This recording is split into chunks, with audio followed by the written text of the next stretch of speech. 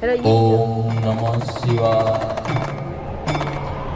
जटाटवीकलज्जल प्रवाह पावितस्थले कलेवलम्बलम्बिताम्बुजङ्गतुङ्गमालिकां डमट्टमट्टमट्टमन्निनादवद्गमर्वयं चकार चन्द्रताण्डवं तनोतु मे शिव शिवम्।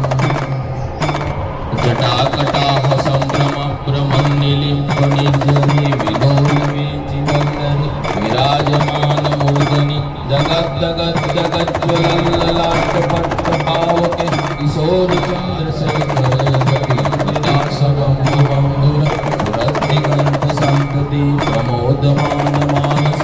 युवाकटाक्ष धोरणी निरुद्ध दुर्धरापदि पदी चिदम्बरे मनोविनोद मेघवस्तुनि। जटाभुजंग पिंगल स्फुरत्वनामनि प्रभ कदम्ब कुंभमद्रवक्त्रलिप्त दिग्वधूमुख मदान्त सिन्दूर स्फुरत्त गोकरीय मेदुर मनोविनोद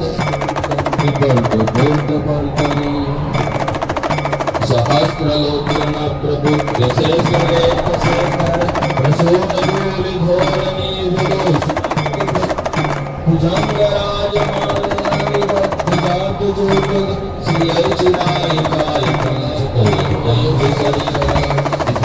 पंचसायकं नमन्निलिम्पनायकं सुदामयोगरेखगमाखिलं महाकपालि शिवोपकारं धनञ्जयावती कुण्डप्रचण्ड पंचसायके धराधरेन्द्रनन्दिनी कुटाग्रचित्रपत्र प्रकल्पनैकशिल्पनी नवीन वेदवन्दिनी निरुद्ध दुर्धरस्फुर उभोनिषेधिनीतमा प्रपद्यपद्यकम्बर निलिम्पनेजरि धरस्तनोतक्रोधसिन्धुर कलानिधानबन्धुर श्रियं जगत्पुरन्दर प्रफुल्लनीलपङ्कज प्रपञ्चकालिनो प्रभ विलम्बिकन्धकन्दलि रुचिप्रपद्यकन्दर स्मरच्छिदं पुरच्छिदं भवच्छिदं मखच्छिदं गजच्छिदं कलाच्छिदं ममञ्जरि रसप्रवाहमाधुरी विजो पुराणधूरकं स्मरान्तकं भवान्तकं महान्तकं गजान्तकान्तकान्तकं तमन्तकान्तकं पये जयत्परं प्रविक्रमं प्रबन्धुजङ्गमस्वजं निर्गिमत्तमस्फुरत्करालभारहव्यवं दिमित्तिमित्तिमित्वनन्मुरङ्गतुङ्गमङ्गल ध्वनिक्रमवन्तुकं ताण्डवशिवं सद्विचित्रकल्पय भुजङ्गमौक्तिप्रस्तय करस्थिरत्मलुष्कय सुखदुर्पक्षपक्षय कुणालमिन्द्रचक्षुष रामहि महीन्द्रय समप्रवर्तति कदा सदा शिवं भजामि। कदानीं पदेशरि विकुञ्जकोटरवस विमुक्तधूपपीसना स्थिरस्तमञ्जलीवः विलोललोललोचनोललामभाललग्नः शिवेति मन्त्रमुच्चैः सदा सतीतवाणिवत्तमे पक्षरं मनोहरं तनोतु नो मनोमुदं विनोदिनीं महर्निशं परश्रियं परं पदं पदं यचाद्विसाङ्ख्या भुजङ्गवादवानलप्रभासुविचारणि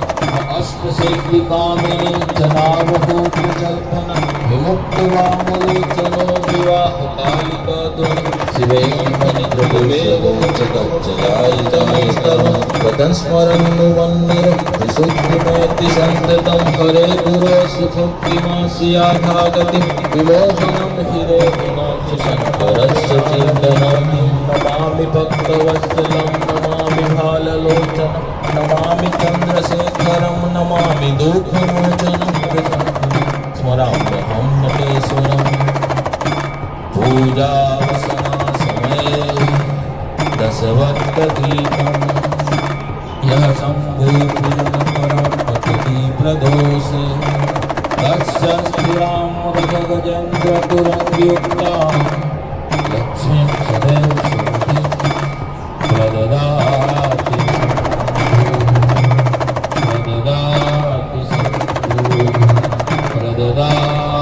शङ्करमयूपा श्रवणनयनजम्बामानसम्परां विहितं विहितं वा सर्वमेतत्क्षमस्व जय जय करुणाधे श्री